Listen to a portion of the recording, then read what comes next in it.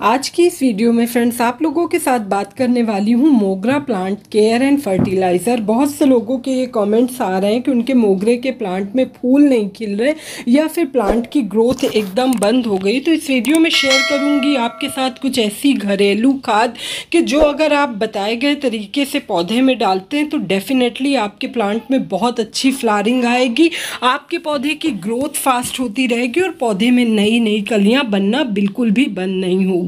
मोगरा फ्रेंड्स आपका एक समर ग्रोइंग प्लांट होता है। इसको अच्छी फ्लावरिंग करने के लिए प्रॉपर सनलाइट की ज़रूरत होती है।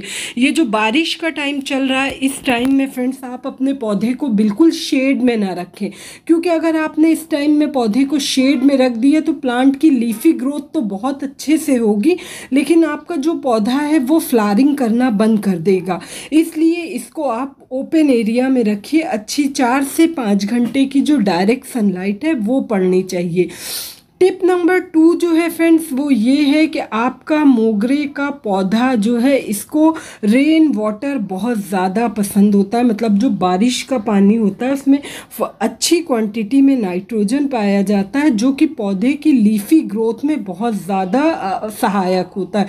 जितना ज़्यादा आपके प्लांट में पत्तियां आएंगी, प्लांट की न्यू ग्रोथ होगी, उतना ज़्यादा आपके पौधों पर फूल खिलेगा।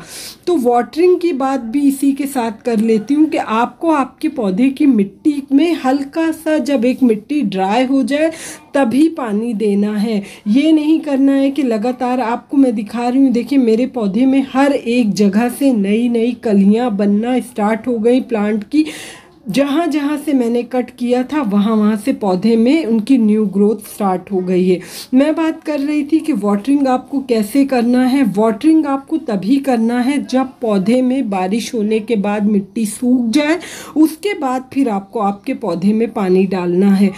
टिप नंबर 3 जो है वो ये है फ्रेंड्स कि जो भी पौधे में फूल खिल के मुरझा गए हैं, आप मुरझाए हुए फूलों की पिंचिंग कर दीजिए। मतलब उनको आप पकड़ के ब्रांच से तोड़ के हटा दीजिए, क्योंकि आप जितनी ज़्यादा पिंचिंग करेंगे, आपको पता होगा कि जो मोगरा का पौधा है वो अपनी नई ब्रांच पे ही फ्लावरिंग करता है। तो पिंच और कटिंग, प्रूनिंग का 2 फ़ायदा है।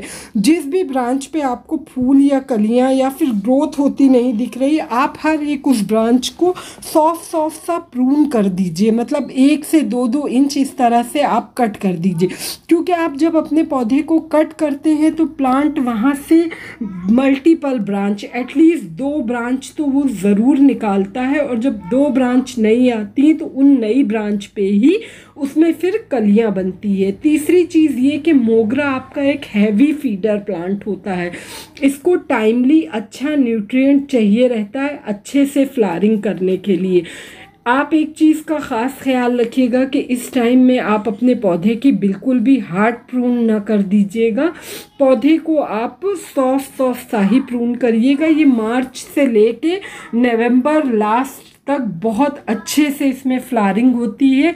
2 महीना जो होता है वो इस प्लांट का डोरमेंसी पीरियड होता है, जिसमें पौधा अपनी फ्लावरिंग रोक देता है। बारिश का टाइम है, आपको एक चीज़ अच्छे से चेक करना है। इस टाइम में आपको आपके पौधे पे स्पाइडर माइट्स का अटैक दिखेगा, तो आपको अगर वो अटैक दिख रहा है तो आप उनको चेक करिए और उनको रिमूव कर दीजिए, अपने पौधे से साफ़ कर दीजिए। इसको टैप वाटर से आप वॉश कर दीजिए। इस टाइम में फ्रेंड्स 1-2 पत्तियां अगर पीली हो रही हैं तो वो एक नॉर्मल प्रोसेस है, लेकिन अगर पौधे की हद से ज़्यादा पत्तियां पीली पड़ रही हैं तो आप ये समझ लीजिए कि ये एक रीज़न हो सकता है ओवर वाटरिंग। क्योंकि जब पौधे में हद से ज़्यादा पानी भर जाता है तो पौधा अपनी पत्तियों को पीला करके गिराने लगता है। इस टाइम में एक चीज़ का और ख़याल रखिएगा कि आप लोग ये जो पॉट का ऊपरी सरफेस है, यानी जो मिट्टी है गमले की, उसमें किसी किस्म की कोई पत्ती वगैरह सूखी ये सब ना पड़ा रहने दीजिएगा, वरना दिक्कत क्या आएगी कि वो फिर सड़ेगी उसी में, और जब पत्तियां सड़ती हैं मिट्टी में ही तो फिर उनमें फंगस लग जाता है। इस टाइम में अगर आप चाहें तो आप इनकी कटिंग लगा सकते हैं, ये ईज़िली कटिंग से तैयार हो जाता है, या फिर आप इनको एयर लेयरिंग के थ्रू भी तैयार कर सकते हैं। अच्छे से पौधे की ग्रोथ होने लगती है। पौधे की मिट्टी देखिए, आपको ऊपर से देखने में एकदम सूखी लग रही है, लेकिन अंदर जैसे ही गुड़ाई किया तो मिट्टी देखिए कितनी भुरभुरी है। इसकी मिट्टी आप जब भी बना रहे हैं तो उसमें सैंड ज़रूर ऐड करिए। इसकी क्या, किसी भी पौधे की मिट्टी बनाते टाइम आपको मिट्टी को गीला, पिच पिच दलदली टाइप में, चिकनी मिट्टी में कोई भी पौधा नहीं लगाना।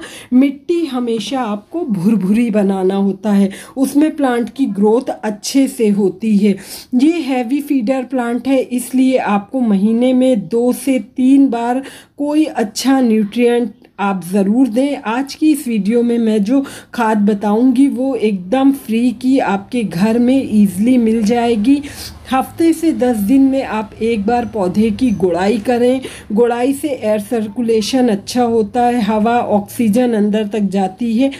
आप गुड़ाई जब भी करें तो मिट्टी गीली ना होना चाहिए, और गुड़ाई का एक फ़ायदा है कि काई नहीं लगती। ये देखिए, ये है फ्रेश टी, मतलब जिसकी अभी चाय नहीं बनी है। चाय पत्ती में अच्छी क्वांटिटी में नाइट्रोजन होता है, जो कि पौधे की लीफी ग्रोथ के लिए बहुत ज़्यादा ज़रूरी होता है। तो आप ये ध्यान रखिए कि 15 से 20 दिन में एक बार आप अपने पौधे में 1 चम्मच इस्तेमाल की हुई डाल रहे हैं तो 2 चम्मच, और अगर फ्रेश चाय पत्ती यूज़ कर रहे हैं तो 1 चम्मच चाय पत्ती गुड़ाई करने के बाद सभी पौधों में डाल दें। स्पेशली ये गुलाब, मोगरा, गुड़हल बहुत हर में अच्छा वर्क करती है। पत्तियां जो थोड़ी बेडल बेजान सी होती हैं, ये उनमें नई चमक आती है, और प्लांट की नई नई ग्रोथ जो है वो बहुत फास्ट होती है। तो ये इस तरह से देखिए, मैंने 1-1 चम्मच चाय की पत्ती डाल दिया है।